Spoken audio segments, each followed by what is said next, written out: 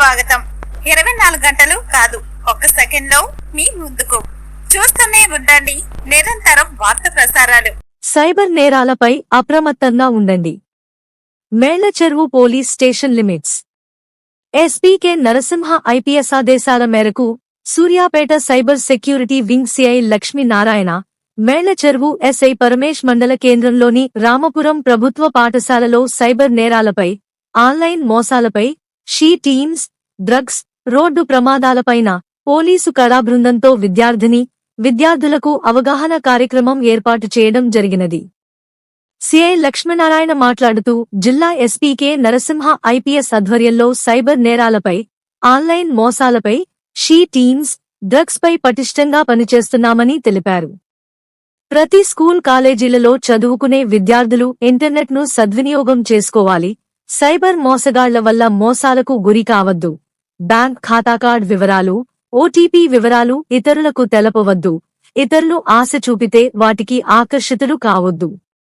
మెసేజ్లలో వచ్చే blue link అనుసరించి వ్యక్తిగత వివరాలు నమోదు చేయవద్దు అని కోరినారు. సైబర్ మోసాలపై 1930 టోల్ ఫ్రీ నంబర్కు ఫిర్యాదు చేయాలని అన్నారు. డిజిటల్ అరెస్టు మోసంపై అవగాహన పెంచుకోవాలి. అలాగే పిల్లలు, మహిళలు వేధింపులపై 100కు సమాచారం ఇవ్వాలని తెలిపినారు. ఎవరైనా ఆకతాయిలు ఆడపిల్లలను, మహిళలను వేధింపులకు గురిచేస్తే Suryapet she team phone number 8712686056కి సమాచారం ఇవ్వండి. విద్యార్థినులు అందరూ క్రమశిక్షణ కలిగి, తల్లిదండ్రులను, గురువులను గౌరవించి, ఉన్నత విద్యను అభ్యసించి మీ యొక్క లక్ష్యాలను చేరుకోవాలని తెలిపినారు. ఆకతాయిలు ఎవరైనా అల్లరిపెట్టినట్లయితే, వేధించినట్లయితే షీ టీమ్కి సమాచారం ఇవ్వండి. మీ యొక్క వివరాలు గోప్యంగా ఉంచబడతాయి అని తెలిపారు. వ్యక్తిగత సమాచారం, బ్యాంకు వివరాలు, ఏటీఎం పిన్ నంబర్లు సోషల్ మీడియాలో బహిర్గతం చేయొద్దన్నారు. వ్యక్తిగత ఫోటోలను డీపీలుగా పెట్టుకోవద్దని చెప్పారు. మొబైల్ యాప్లలో వచ్చేటువంటి అనవసరమైన బ్లూ లింకులను క్లిక్ చేయొద్దు అని సైబర్ క్రైమ్ అవేర్నెస్ కార్యక్రమం లో భాగంగా తెలిపారు. యువత చెడు వ్యసనాల బారిన పడొద్దు అన్నారు. అనంతరం పోలీసు కళబృందం వారు చక్కటి సాంస్కృతిక పాటలతో అవగాహన కల్పించారు.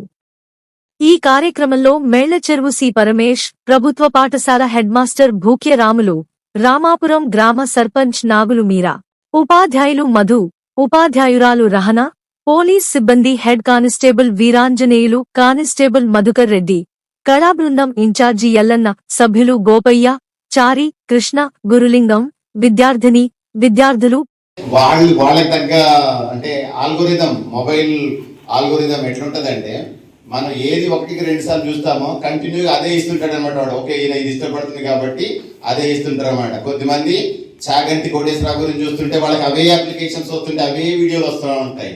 టెంపుల్స్ గురించి వస్తుంది, టెంపుల్స్ గురించి వస్తాయి. ఎవరైనా హీరోయిన్స్ గురించి సెర్చ్ చేశారంటే అబ్బాయిలు, వాళ్ళకి హీరోయిన్స్ సంబంధించిన ఫొటోస్ వస్తుంటాయి అనమాట. బై మిస్టేక్ లో వేరే కొంచెం ఇర్రెగ్యులర్ గా ఉండే ఫోన్ సైడ్ వెళ్తే ఆ ఫోన్ వీడియోస్, ఫోన్ సంబంధించి ఆ సైట్సే వస్తూ ఉంటాయి అనమాట. కాబట్టి వాడు మొబైల్ చూస్తే మనం అడిక్ట్ అయిపోవాలి. టీవీ 9 చూడు, మిగతా దూరదర్శన్ ఛానల్ చూసినా, వేరే ఛానల్ చూసినా కూడా మనకి అంత ఎఫెక్టివ్ అనిపిస్తుంది న్యూస్. అదే సేమ్ న్యూస్ టీవీ 9 ఇస్తున్నాడు, వెనక బ్యాక్గ్రౌండ్ ఇస్తాడు, మొత్తం మ్యూజిక్ డండ్ అని వస్తుంటది, మొత్తం మనకి మనంతా అటెన్షన్ లో తీసుకొస్తారు అనమాట. అదే విధంగా ఇవి కూడా మనకు వచ్చే పాపప్స్ అదే విధంగా ఉంటాయి. మనం మంచి కంటెంట్ సెర్చ్ చేస్తుంటే మంచి వస్తుంటాయి, బట్ బ్యాడ్ కంటెంట్ ఏదైతే మొబైల్లో సెర్చ్ చేస్తే బ్యాడ్ కంటెంటే మనకి వస్తుంటది. కాబట్టి దాన్ని సోషల్ మీడియా కానీ ఏదైనా కూడా దాన్ని మనం యూజ్ చేసుకునే దాన్ని బట్టి ఉంటుంది. ఒక కత్తి ఉంటే ఒక కూరగాయలు కొట్టడానికో లేకపోతే దేనికో వాడుకోవాలి, దాన్ని మడలు చేయడానికి వాడుకోవచ్చు, కూరగాయలు కోసుకోవడానికి వాడుకోవచ్చు, గొడ్డల కంటే చెట్టు నరకడానికి, ఇంకో దానికి. బట్ దాన్నే చంపడానికి కూడా యూజ్ చేస్తుంది. బట్ ప్రతిదీ కూడా చెడ్డదేం కాదు, సోషల్ మీడియా మంచిదే. బట్ మనం దాన్ని ఏ విధంగా వాడుకుంటున్నాం అనేది దానిపైన ఉంటుంది అనమాట మన భవిష్యత్తు. కాబట్టి మంచిగా వాడుకోవాలని చెప్తున్నాము. సోషల్ మీడియా చిన్న పిల్లలు కూడా, అంటే ఒకప్పుడు ఒక చిన్న పాప బేబీ ఇంట్లో ఉంటే తండ్రి ఎత్తుకోవాలి, తాత ఎత్తుకోవాలి, అమ్మమ్మ నాయనమ్మ వాడిని సంపాదించాలంటే చాలా ఇబ్బంది ఉండేది అనమాట. ఈయన దించితే వాడు ఏడుస్తాడు, తీసి పక్కకి ఇంకొకరికి ఇవ్వాలి. కానీ మొబైల్ ఇస్తే వాడు రోజంతా ప్రశాంతంగా తినేది పక్కకు పెట్టి కూడా వాడు ఏం తింటుండు అనేది వాడు పక్కన వేరేది ఏది పెట్టినా కూడా తింటాడు. వాడు సిరప్ తాగిస్తే తాగుతాడు అనమాట. అంటే మొబైల్లో కొన్ని వీడియోలు చూపించుకుంటే ఆ విధంగా ఉంటుంది. కాబట్టి సోషల్ మీడియాకి ఏజ్తో సంబంధం లేకుండా అందరూ అడిక్ట్ అయిపోయారు. కాబట్టి ఈ సైబర్ ఫ్రాడ్స్టర్స్ వీటిని టార్గెట్ చేశారనమాట. సైబర్ ఫ్రాడ్ చేయాలంటే ఒకప్పుడు క్రైమ్ అంటే ఫిజికల్ గా ఒక పర్సన్ దొంగతనం చేయాలంటే వాడు కంపల్సరీ మన ఇంటికి రావాలి. లేదు ఒక ఈ రామపురం విలేజ్ కి వచ్చేసి ఒకప్పుడు వాడు వేరే వాడు దొంగతనం చేయాలంటే సడన్ గా నైట్ వచ్చేసి వాళ్ళ ఇంట్లో దొంగతనం చేయడానికి వాడికి సాహసించేవాడు కాదు. కాబట్టి వాడు ఏ విధంగా చేసేవాడు, చాలా వరకు డే టైంలో వచ్చేసి బూరలు అమ్ముకునే వాళ్ళలాగా, కిస్మిట్ అమ్ముకునే వాళ్ళలాగా, లేకపోతే మన మిక్సీలు బాగా చేస్తాం, గ్రైండర్లు బాగా చేస్తాం అన్నట్లు వచ్చేసి వాళ్ళు మన ఊరంతా ఒక రౌండ్ వేసుకుని ఒక గల్లీలను ఒకసారి తిరిగినప్పుడు ఏదైనా లాక్డ్ హౌసెస్ తాళాలు ఇంటికి తాళాలు వేసి ఉంటే అవి చూసుకొని పెళ్ళి నైట్ ఏదో మిడ్ నైట్ సినిమా షో వదిలిన తర్వాత మళ్ళీ ఆ టైంలో ఇంటికి వచ్చేసి మన లాక్స్ బ్రేక్ చేసేసి దొంగతనం చేసి వెళ్ళేవాళ్ళు. నా ఉద్దేశంతో సారు ఎస్ఐ సార్ని ఒక 2-3 రోజులు అడగడం జరిగింది. సార్ కూడా నాకు ఫోన్ చేస్తే ఈరోజు వీలు చేసుకొని ఇక్కడికి రావడం జరిగింది. మమ్మల్ని ఇన్వైట్ చేసినందుకు ధన్యవాదాలు. Thank you sir.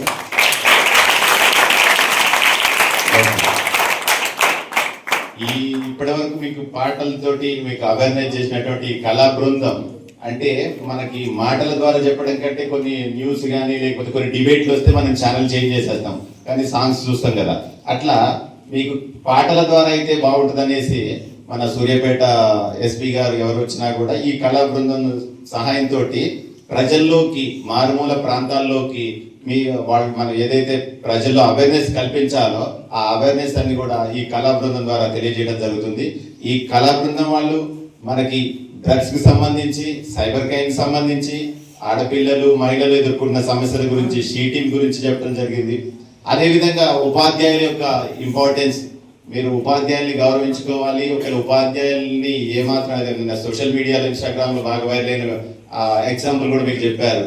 వాడు ఏదో సిగరెట్ తాగిండని వాడి భవిష్యత్తు గురించి చెప్పినందుకు ఆ ల్యాప్టాప్ సార్ని వాడు పంచిచ్చిండు, అది జరిగిందనమాట. దానివల్ల వాడి భవిష్యత్తు, ఆ రోజు వాడు ఏదో హీరోలాగా అనుకుంటాడు, ఏమనుకుంటాడు, వాడి మీద ఎలాగో కేసు అవుతుంది, రిమాండ్ అవుతుంది, అది అవుతుంది, వాడి భవిష్యత్తు ఆ రోజు క్లోజ్ అయిపోద్ది.